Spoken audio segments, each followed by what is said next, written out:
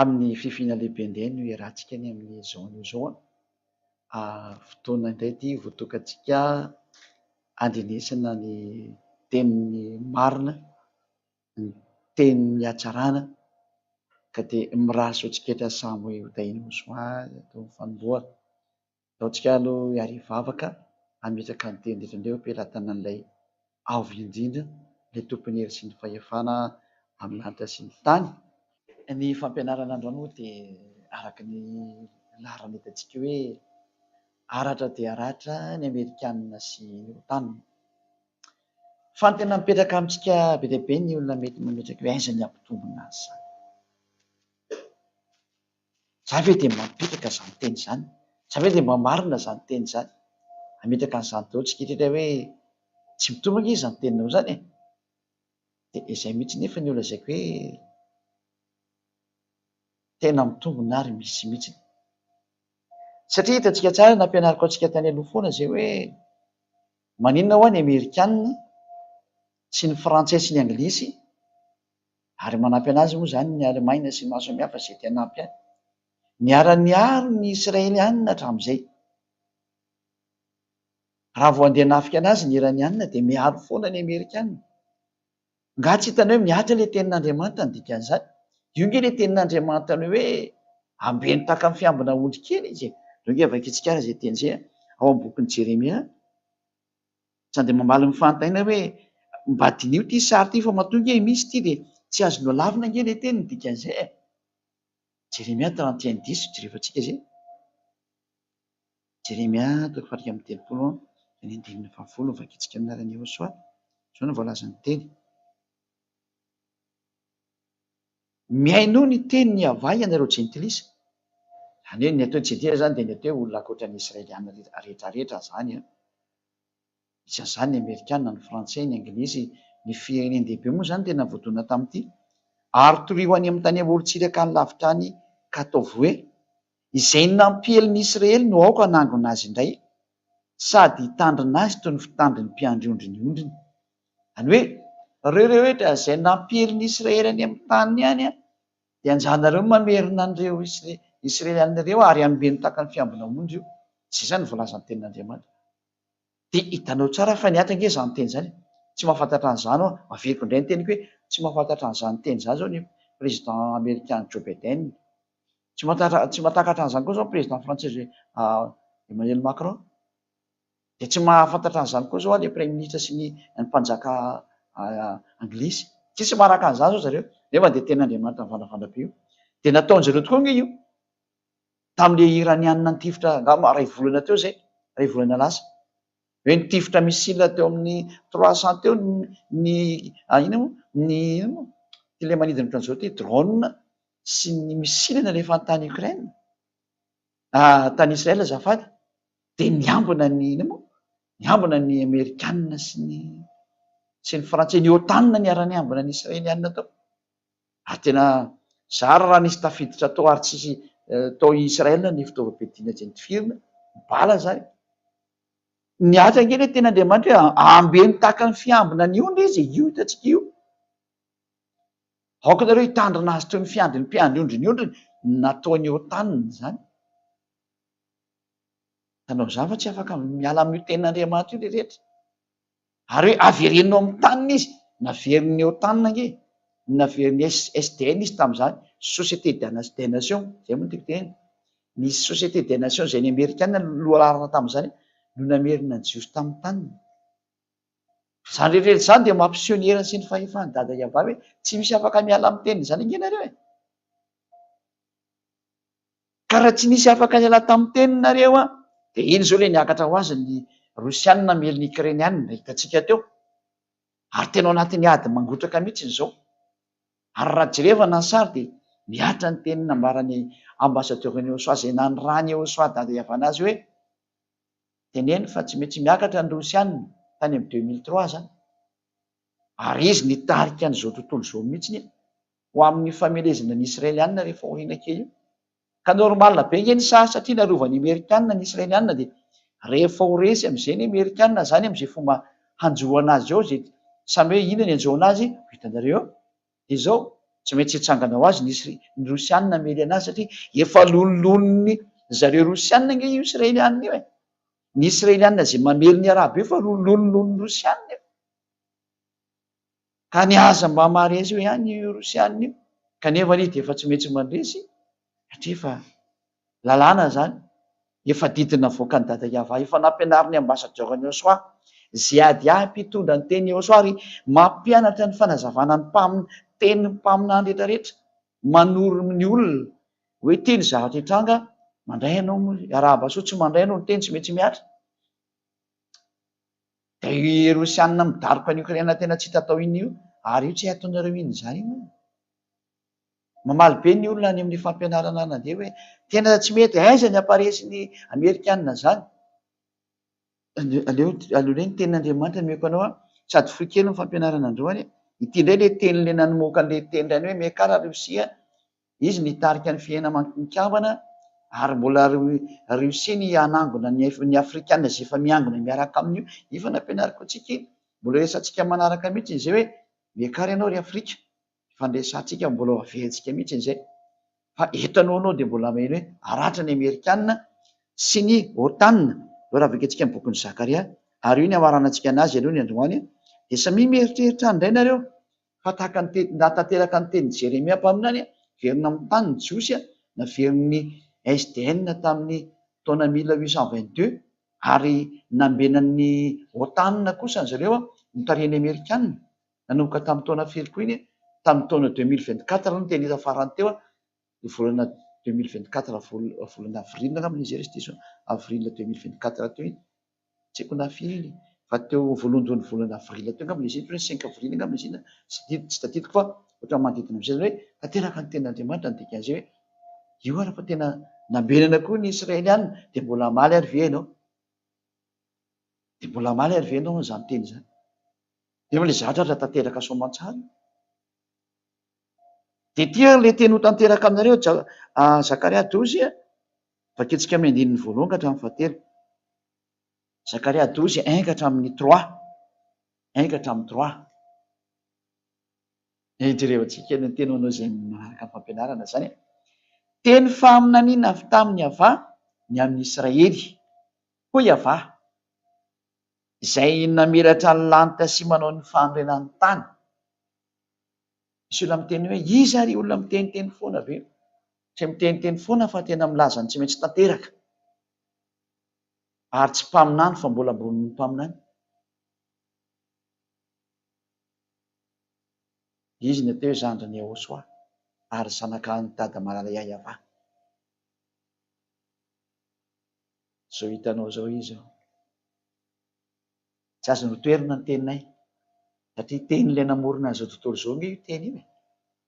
Ilay namorona an'izao tontolo zao tia miteny aminao ty, de tia ny zandriny Yehosoa ilay namorona, de tia ny zanaky ny dadanay Iava, te hitany masonao ty, tsy azonao toerina io teny io, tsy azonao toerina oviana mihitsy.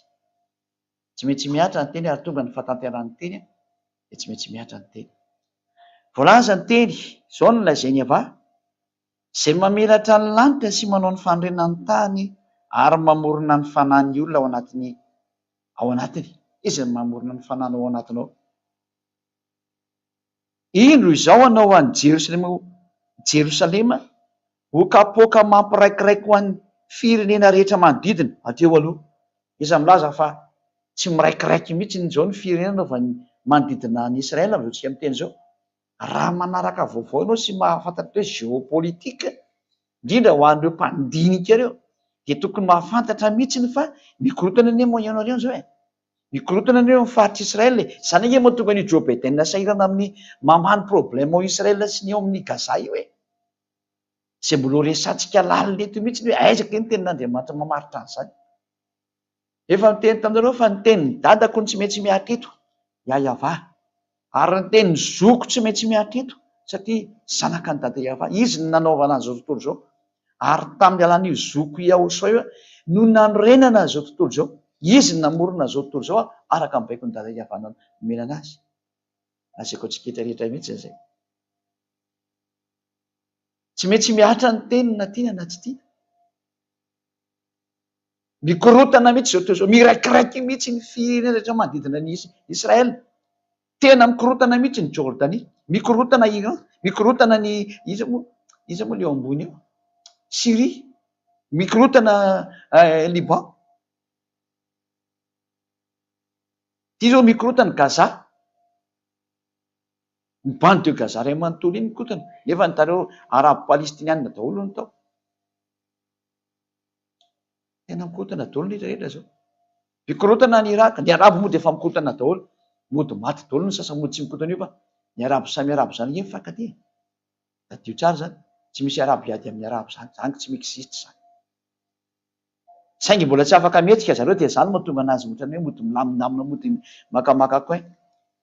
Fa nareo tsy tia ny arabo zany, ho anareo rehetra tandrefan'ireo, fa tsy atakalony any Rosia zany nareo. Tenin'Andriamanitra nge miteny an'izany koa zay. Fa nampianariko anareo nge zany. Tsy afaka manohitra ny tenin'Andriamanitra zany nareo. Hitantsika tsara zao hoe mikorotana, izany nahatonga ny Andriamanitra Joe Biden zao farany teo. Tezitra be tamin'ny Israeliana izy dia tsy nentina ny mitovam-pidiana intsony. Ianareo nge tena lasa nakotana an'ity tany ity mihitsy ny amin'izao tontolo zao e. Satria tsy voafehin'ny Amerikana intsony, ary iny milonao amin'ny Ukraine sy Rusiana, tsy tena izay naovana azy. Eto koa mbola hisy zava-toza mavoaka ny Israeliana miaraka amin'ny manodidina eo. Tsy vita intsony ty izy Joe Biden, président Amerikana. Tanao amin'izany fa tena mikorotana mihitsy zao tontolo zao e. De eo amin'izay ary satria efa hitanao fa mikorotana izy io tsy misy mahalamina an'io zany. Teny dadako io, tsy maintsy miraikiraiky ny firenena rehetra manodidina ny Israel. Io hitanareo io ndreka avaketsika mihitsy. Teny faminana avy tamin'ny havaniny amin'ny Israel, ka Israel ty resana ty. Indro anao izy ataoko kapoka, atao hoe kapoka zany zany de tena zany hoe ohatran'ny kapoka ma ao ny rano de misotro rano ny olona rehefa misy zatra hohaniny. Ty zany kapoka ty rano mampiraikiraiky ny firenena rehetra manodidina. Zay ny zatra hitranga io. Rano zany hoe zatra mitondra loza ny dikan'izany. Ary ny Joda koa hiaran'izany amin'ny nanaovana fahirana amin'ny Jerosalema. Miatra amin'ny Israel ray manontolo zany ty. Fa tsy koa hoe Israel rery ka Joda afaka, ny hoe Joda vo de Israel afaka, miara vo daholo nareo. Ka Israel amin'izao tsika miteny zao zany sary zany. Andininy fahatelo ary amin'izany dia Jerosalema dia ataoko vato mavesatra ho an'ny firenena rehetra, ka haratra dia haratra zay rehetra mivesatra azy. Io le izy io. Haratra dia haratra zay mivesatra any Israel. Ataoko sary zany le izy de azonareo tsara amin'izay le izy. Ina moa zany dikan'io sary io de ataoko sary le izy ho an'izay mahita sary moa zany de afaka mijery tsara. Hitanao tsara fa tena mampianatra zatra mpitiavana be zay aty mamonjy ny olombelona hoe tsy azo lavina ny teny mandeha. Indrindra fa ianao zay milaza fa mitazona ity soratra masina ity, tena ndanake vakio nampianariko anao teo. Tsisy may an'izany raha tsy nevy any amin'ny lanitra foana mamerina hoe jereo ty sary ty. Raha amin'izao ny herin'ny Amerikanina sy ny Frantsay sy ny OTAN zao de tsy misy olona say teny an'izany. Fa ziady ambassadeur-n'ny soa tena sary manamafy fa mitranga io teny io. Tsy misy tanteraka io teny io satria zay ny fahamarinana. Ty zany ny Israeliana ty. Ty le hoe vato mavesatra. Io izy io, Israeliana.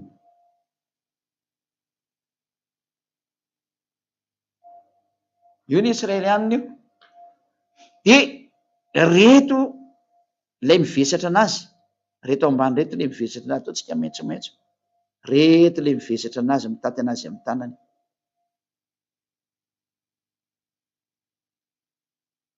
Reo le misupporter anazy. Izy reto misupporter anazy reto, ny OTAN no misupporter anazy zao tsika miteny zao izay tarihan'ny Amerikanina. Azao fa diso ny teniko samy jerevana tokantrano ao nareo izy no mibaby anazy zao tsika miteny zao.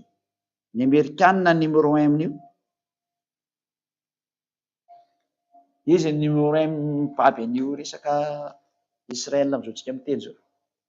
Hitantsika mihitsy tamin'ny babeny Israel tamizy niaro anazy teo.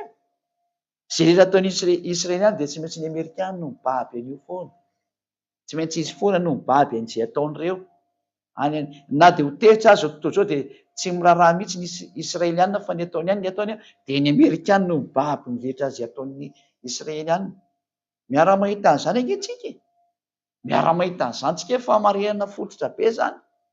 Dia izay le tenin'Andriamanitra vakitsika amin'izay nefa tenin'Andriamanitra teo hoe haratra dia haratra ataoko ary amin'izany amin'izany Jerosalema dia ataoko vato mavesatra ho an'ny firenena rehetra, ka haratra dia haratra izay rehetra mivesatra azy, ary dia ho tafangona mely azy ny firenena rehetra amin'ny tany. Lozika beko. Rehefa maratra ny Amerikanina sy ny OTAN, mamely automatika i Rosia ny Israel. Lozika be. Efa nampianatra anareo an'izany. Zany nateo izy azy zany ny soaratsaina. Manambara sy mamerina ny teny rehetra miatra amin'ity tany. Tsy misy maresy an'i Rosia zany nareo. Hitanareo ny toy ny teny rehefa aveo. Hitanareo tsara ny toy ny ady rehefa aveo. Manahoana nge ny hafaran'io ady Ukraine io? Zao faresena ho an'izao tontolo zao ny hafaran'io ady Ukraine io. Resin'ny Rosia automatika zao tontolo zao. Hitanareo n'izy? Hoe amin'ny ahoana? Hitanareo? Zay le hitanareo izy. Efa hoe tsisy miady aminy. Ndao vakitsika amin'ny teny frantsay io, izay ny amarana antsika anazy dia amin'ny teny anglisy. Amin'ny teny hébreu moa zany. Aleotra ny efa tsika amin'ny teny teny zany ny voalaza hoe zafady indrindra. Amin'ny teny frantsay moa kely izy teo dia lasa nivadika teny gasy. Amin'ny teny frantsay. Jérémia, Zacharia 12. Voilà, Zacharia 12, 1 jusqu'à 3. Oracle, parole de l'Éternel sur Israël. Fanambarana zany, faminaniana.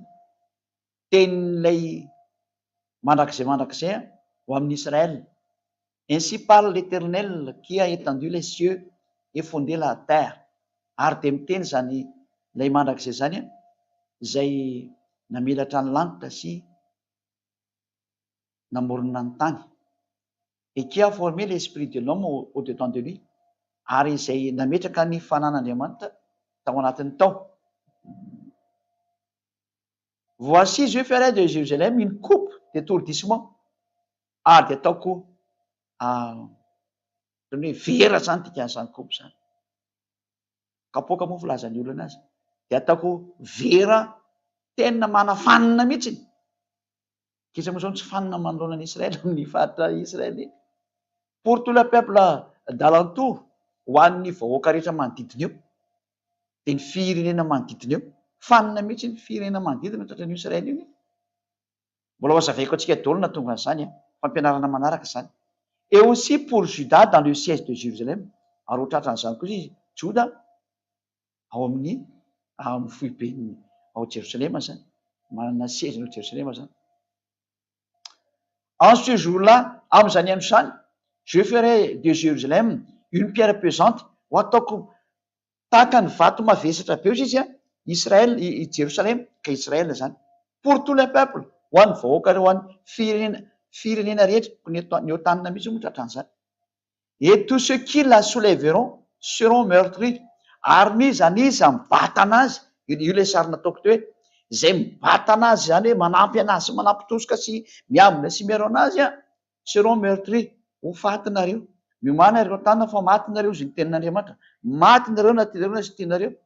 Et toutes les nations de la terre s'assembleront contre elle. Ary ny firenena rehetra ataoriana zany fahafatesan'ny ny otanina zany dia amely anazy amin'izay ny Rosianina araka le nampianariny izay adiafona hatramin'izay. Hoe amely anareo ny Rosianina. Ary Israelianina miaraka amin'ny vahoaka betsaka miaraka aminy dia mitavaratra rehetrarehetra le nampianariko anareo farany teo. Ny fampianarana larana fito ambin'ny folo. Andana jereviko ny fampianarana larana fito ambin'ny folo. Ary manome conseil ny olona rehetra izay mandray ny fampianarana, aza atao zara famiany ny fampianarana. Hoe mihaino kely 2 minitra na 2 seconde dia lasa mandeha. Enoy tsara hatramin'ny farany dia arao daholo ny fampianarana ao anatin'io panier io. Ao amin'ny Yahoshua TV. Ninina napetraka tao vakinareo satria tonga ny andro farany. Enoy dia vakio fampianarana io dia alalino dia arao tsara fa famonjenanao ny dikan'io. Aza miaraka amin'ny Andriamanitra mampanota fa zavatra tsy izy. Ilay Andriamanitra mahafaka amin'ny fahotana ihany no izy dia izao toy ny izay ady azy. Ray izay aloha ary andao vakitsika indray ny amin'ny teny hébreu izay misy teny anglisy. Dao misy fihatoran jiosy zany. Sao dia misy miteny tsy ao anatin'ny teny hebreo zany. Mampimena mihitsy nge ny olombelona sasany reto. Reto olombelona kely reto tena misy mampime mihitsy ny tena izy. Zay moa zany Zakaria, voilà. Zakaria, na hoe Zekaria teny amin'ny teny hebreo zany. Iesa fihatoran jiosy ty fitanareo tsara. Hebreo masoretic test io. Hébreu masoretic test. Zany hoe teny hebreo zany, boky hebreo no dikan'izany. Dia vakitsika ny Zakaria 12, vakitsika amin'ny teny hebreo zany dia miomana koa ny Israelianina. Nareo mihitsy raha atao mitandrina amin'ity teny ity ny tena izy fa nareo nge no tratra an'ity. Zay ny hoe aza mba mitomany Israeliana zany reto. Hita fa malagasy ianao. Io zany le teny hebreo ty, io le toko voalohany io, 15 moa azafady. Masadiva iava al Israel no miava note Shamaim Viosed Arets Viotserot Adam Bikro Bikirbof zay eno ny voalohany zay. Dia vakitsika indray ny faharoa hoen'le Israeliana zay mandre any hoe tena misy teny hebreo ny teny an'izany. Kine Anokia Sam Eterslaim Safral Ikalahim Hamim Saviva Vgamalidoa Ali Ihuda Ihei Vamadzo Ali Israel no dikan'iny zany. Naretsika ity le fahatelo farany ity tsy maintsy vakitsika doloko. Vahia Vayomahu Asim et Jerusalem Even Mamasa Ikalhamim Kalamisheya Sharot Isharaki Israetu Vnesfu Aleha Kol Goyez Harets. Zany le teny hebreo zany zay rehefa nivakitsika dia andao vakitsika amin'ny teny hebreo am'izay amin'ny teny anglisy ny satria teny hebreo rehefa vakitsika ataontsika amin'ny teny anglisy. Tsy koa netsika amin'ny teny anglisy mba vakivakitsika io dia mandreo mahena zany. The burden of the old of Yahweh for Israel set Yahweh which stretched forth the heavens and laid the foundation of the earth and formed the spirit of man within him. Faro io zany le milaza an'le hoe le teny teo alao am'izay tsika hiditra am'le fahatelo fa lava be no tsika hiditra ato am'izay entsika ny fampiresaka tsara. And in that day, ary am'izany ao zany, will I make Jerusalem, hoe Jerusalem zany fiteny zareo fa Jerusalem zany izy ohatra hoe tena vakitsika amin'ny fomba milamina. Will I make Jerusalem a burdensome stone for all people, and that burden themselves with it shall be cut in piece. Loza nge zany teny zany hoe tapatapana amin'ny piesy mihitsy noho ny reto olona mibatabatany Israeliana reto. Zany dikan'io. For all the people of the earth and gathered together against it. Io moa zany tia tena important amintsika ty. The burdensome any ohatrany hoe burdensome ohatrany hoe barda zany retsika amin'ny miaramedy hoe barda mitondra zavatra mavesatra ka mitondra zavatra mavesatra. Stone zany vato be ny dikan'izany, mivesatra vato be ny dikan'izany. For all people zany for all people manome tamavesatra ho an'ny vahoaka mihitsy izy ary all that burden themselves, ary zay rehetra with it, ary zay mivesatra an'izany zay dikany hoe all that burden themselves, zany hoe amin'ny zareo le hoe miaraka am'io rehetra people miaraka am'io tena zay mibatana azy. All that burden themselves amin'ny heriny zareo zany, izy ihany no mibata eo zany, zareo zay mibata eo zany with it amin'zareo amin'ity vato ity zany shall be cut in pieces. Dia ho voadididity voetiety tapatapaka ohatran'izao nareo. Faminaniana nambakan'ny Zakaria mpaminazy.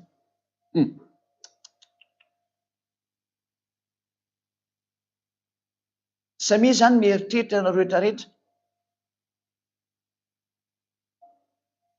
Samy mandinika tsara zany nareo.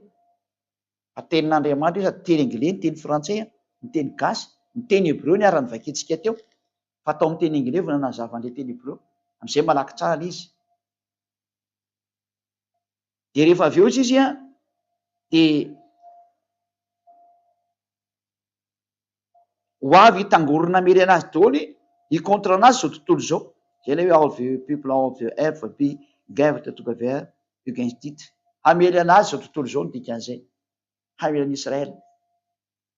De le tarika miaraka amin'ny Israely any le mitarika miaraka amin'ny Rosia zany dikan'izay satria le Amerikanina voakapakapa ohatran'izao mazava be ny ity ndova kitsikingeteny ity it shall be cut in pieces zay tena voatapatapaka mihitsiny tena pièce par pièce ohatra hoe lasa pièce détachée zany ny Amerikanina, pièce détachée zany ny Frantsay, pièce détachée zany ny Anglisy, pièce détachée zany ny OTAN.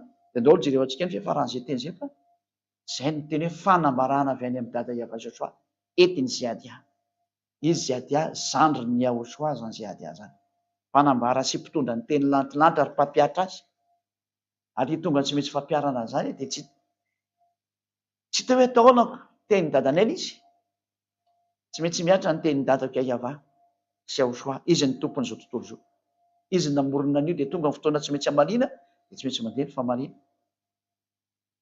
Tsy maintsy maratry nareo ry Amerikanina.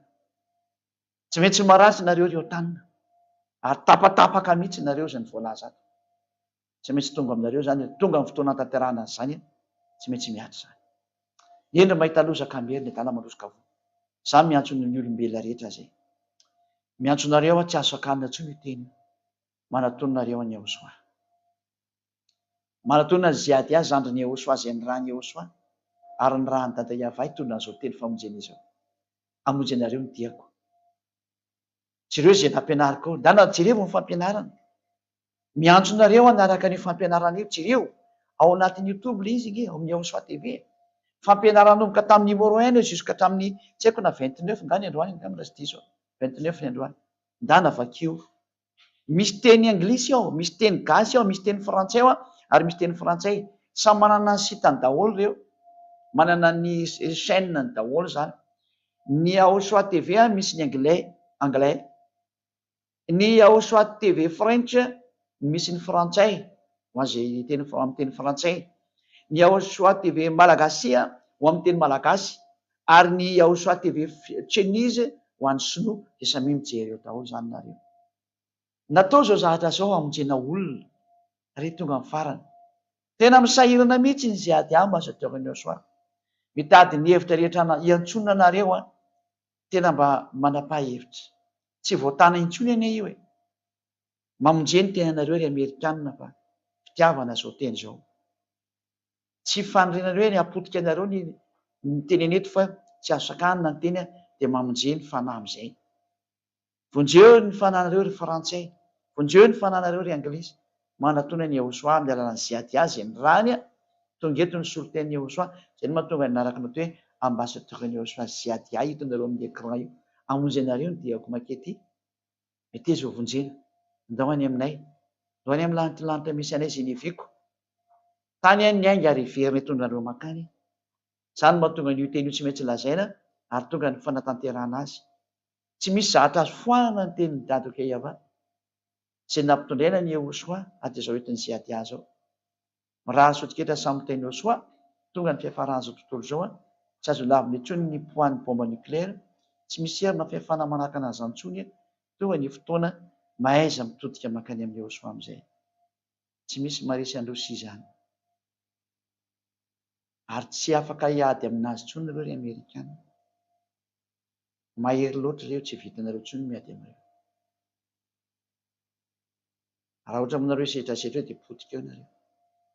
Tena ozy le ten'Andriamanitra eo vao tapatapaka ohatr'izao nareo fa manoro hevitra Ziadia io iza miditra amin'izany. Raha azo atoro moa zany. Rehefa tsy azo atoro moa dia tsy hita izay atao fa ho an'izay azo atoro mamonjeny fananareo. Vonjeo ny fananareo dia ho any amin'ny Yahoshua. Fitiavana zany teny zany. Filazana ny zavatra rehetra mety hitranga zay natao ambassadeur-n'i Yahoshua.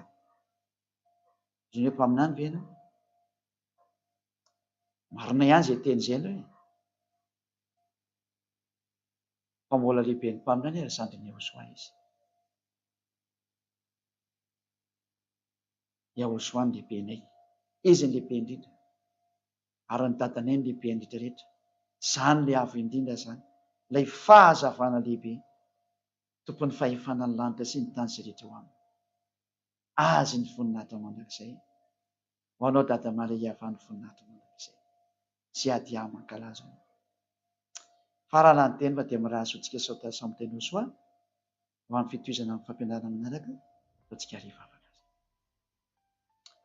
Voninahitra anao dada Maria, izay ady tsy mitsahatra ny mankalaza anao, azy ady tsy mitsahatra ny manome voninahitra anao, izay ady tsy mitsahatra miankohaka eo alohananao lay mahery indrindra, lay fahazavana lehibe, izay ady tsy mitsahatra mihitsy manome voninahitra anao, ary izay tsy mitsahatra mihitsy manandratra anao satria dada malalaka ianao, tiako tena farany tapony tiako ianao sy aho soa izay naniraka da io izany teny izany dada Maria.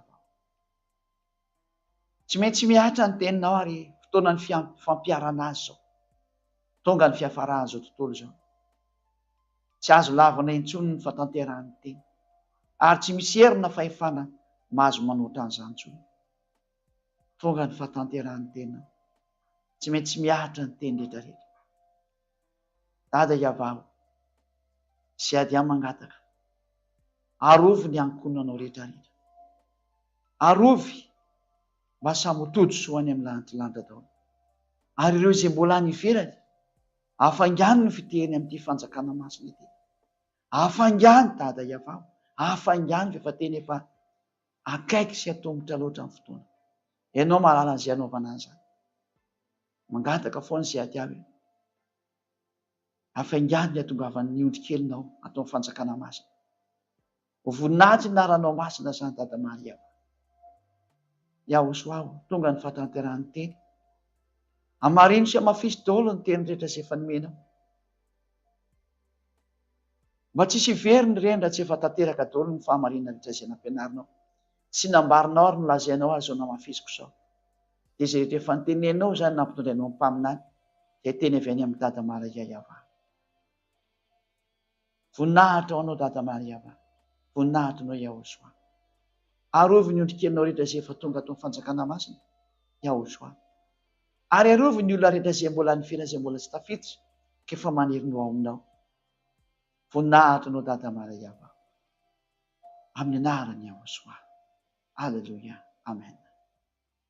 Dia mirary sotsika samy tainao soa ho amin'ny fitohizan'ny fampianarana manaraka indray. Veloma tompoko.